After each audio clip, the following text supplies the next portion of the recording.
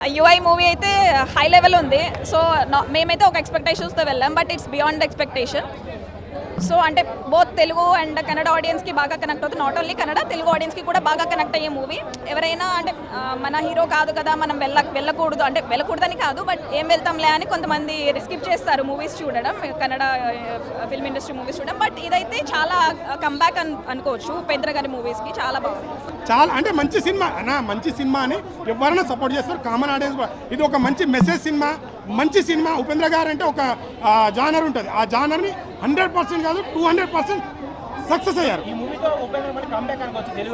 Highlight comeback అన్న, pan India world comeback అయినా, pan India comeback.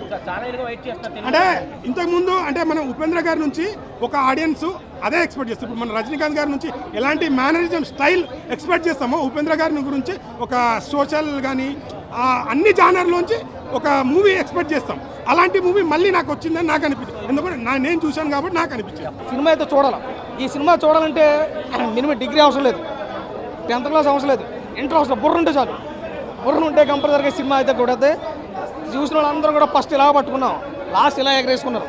చాలా బాగుంది సినిమా, ప్రతి ఒక్కరు చూడండి. అన్న ఫస్ట్ అదే అన్నాం కదా, ఫస్ట్ టైటిల్ వచ్చినప్పుడే సినిమా ఎక్కడికో పోతుంది అనిపించింది.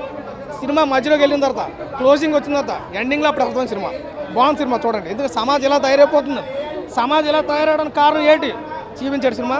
నిజంగా ఉపేంద్ర గారికి అయితే హ్యాండ్సప్ చెప్పొచ్చు. మంచి స్టోరీ అనుకున్నాం, నాకైతే బాగా నచ్చింది. నేను మూర్ఖుండి, నాకు సినిమా బాగా నచ్చింది.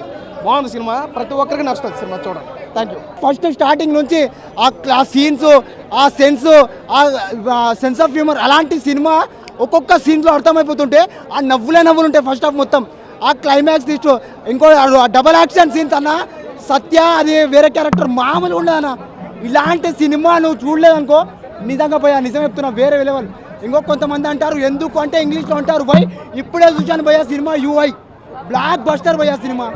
ఆయన మార్క్ అయితే కనబడుతుంది. సాంగ్స్ అయినా సరే ఏమంటారు, ఏదైతే డైలాగ్స్ అయినా సరే, బీజిఎమ్స్ అయినా సరే, బీజిఎం అనగా డైలాగ్స్ సాంగ్స్లో కూడా మనం నవ్వుకుంటాం, ఫ్యామిలీ ఆడియన్స్ కూడా రీచ్ అవుతుంది. మీరు ఉపేంద్ర గారి మూవీలో ఏమైతే ఎక్స్పెక్ట్ చేస్తామో, జనరల్గా ఆయన డైరెక్ట్ చేసిన స్క్రీన్ ప్లే ఉపేంద్ర సూపర్, ఇలాంటి మూవీ అట్లాంటి క్రాంకీనెస్, క్రేజీనెస్ ఉంటుంది. బట్ ఇదివరకు మూవీస్లో ఒక చిన్న కంప్లైంట్ ఏంటంటే ఎక్కువ క్రేజీనెస్ ఉందని. సో ఇప్పుడు బ్యాలెన్స్ చేశారు ఆ క్రేజీనెస్తో.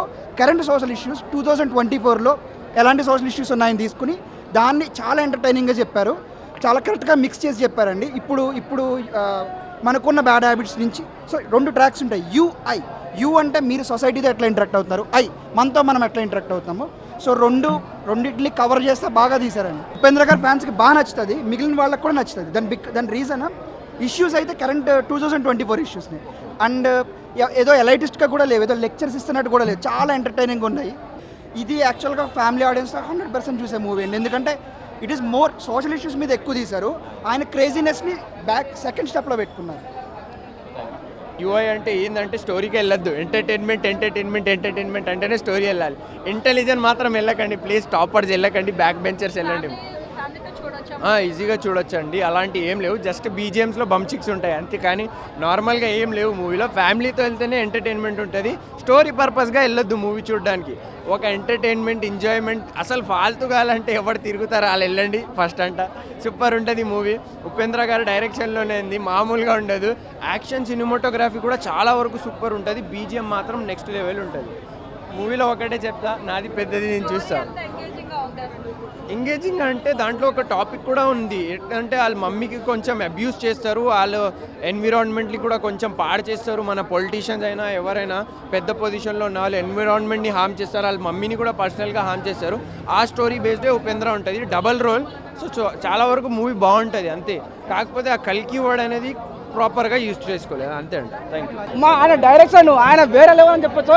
Upendra is back, Upendra vintage is back అని చెప్పొచ్చు. నిజంగా ఈ సినిమా హీరోయిన్ ఉందన్న, ఆ హీరోయిన్ ఉండగా చందమామ దండగా అనే ఫీలింగ్ కలిగింది. అంత అందంగా, అంత గ్లామరస్గా. అబ్బో ఒకళ్ళు మ్యూజిక్ వేస్తారు భయ్య, ఆహా అని మ్యూజిక్ వేస్తారు. వామ్మో ఎక్కడ డైరెక్షన్ రా స్వామి, ఊత కోత సెకండ్ హాఫ్ అయితే ఊత కోత ప్రతి ఒక్క షాట్ చాలా జెన్యూన్ చెప్తున్నా, అది తెలుగు కూడా చెప్తున్నా. పక్క సినిమా కూడా సినిమా చాలా మంది సినిమాలు అంటే చేయాలి.